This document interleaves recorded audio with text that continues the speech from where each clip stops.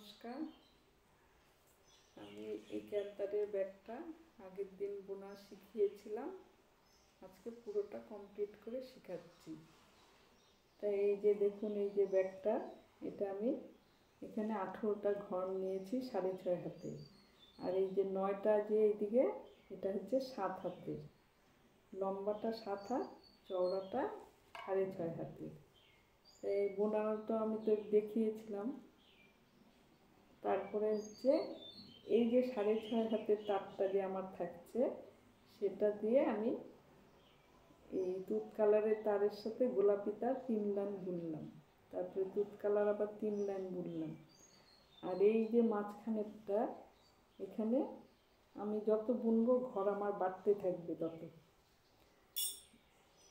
আর এই যে মাঝখানে দেখছেন যে একটা করে গোলাপি তার যোগ করেছি, 3টা করে দুধ কালারের মাঝে একটা করে গোলাপি তার 1.5 হাতে নিয়েছি। 1.5 হাত বা 1.5 ফিট স্কেল দিয়ে 1.5 ফিট মেপে বুনতে হবে। তারপরে আপনার ইচ্ছা করলে আমি এটা 8 লাইন বুনেছি, আপনি 11-12 লাইনও বুনতে পারেন, তাহলে আরও বড় হবে এটা। তারপরে এখানে 3 লাইন দুধ কালার বুনলাম, আর হচ্ছে এর সাথে আবার গোলাপি তার 2 লাইন বুনলাম।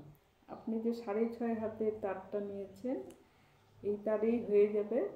আর যদি দেখছেন যে ছোট হচ্ছে, তাহলে তার এর সাথে যোগ করে বুনবেন। আর এই ফিতাটা তো বোনানো আমি শিখিয়েছি। এটা হচ্ছে ফিতাটা মাঝখানে হচ্ছে 10 ফিট, আর 2 সাইডে 2 ফিট করে নেবেন। নিয়ে এই যে এইভাবে তার মানে ফিতাটা বুনতে হবে।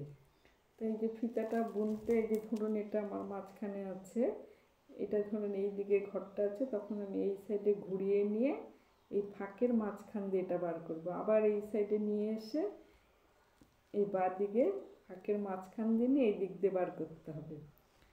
তাই এইভাবে বেল্ট বুনতে হবে। তা আমার এই ব্যাগটা দেখে যদি আপনাদের ভালো লাগে, তাহলে সাবস্ক্রাইব করবেন এবং কোনো অসুবিধা হলে কমেন্ট করে জানাবেন। নমস্কার।